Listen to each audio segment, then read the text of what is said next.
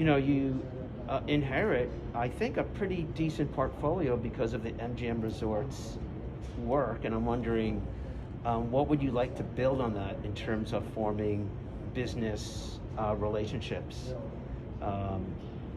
You have arguably two unbelievable resources, Mark Davis and the Raiders, Yes. and MGM Resorts International. Yes.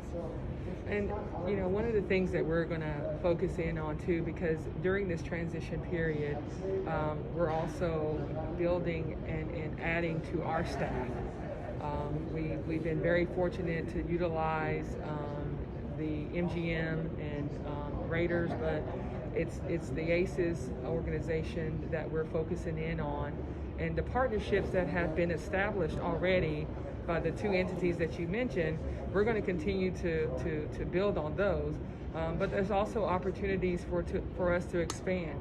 And when you're coming off of a year with COVID, and then also we have restricted fans in our building, we've got to be creative in how we market our team, and we got to be very creative in how not only we're marketing the team but also the brand. How do we leverage the relationships that we have to then push us forward for the following season, or if things decide to open up, how are we able to then go out, have these meet and greets and things like that. One of the, to me, best business practices that you can ever have with anybody is getting to know them too, because the longevity that a company feels from anybody that they're affiliated with, the longevity that you want to have and establish, they've got to believe in that. They got to believe that in the work that we're doing, but also what is the return. And so we want to make sure that we're capturing what the return would be for that organization that decides to partner with us. But it's going to be more than just the revenue stream that you bring in.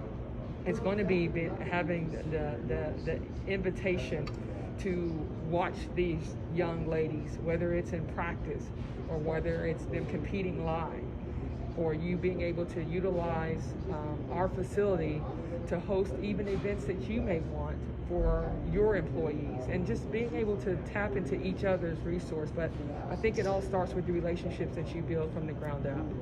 You had mentioned the interest in expanding. I think you mentioned you'd like to maybe hire some more staffing, and you talked about maybe getting some creative marketing. Have you thought about any tangible ideas or concepts that you have in mind? Well, I have a few that we can talk about, but when you have restricted with COVID, one of the things that you have to do is have your message and your product and our young ladies' stories being told. I think storytelling, putting our brand out there, when you don't have necessarily people in the arena, how do we bring the arena to the people?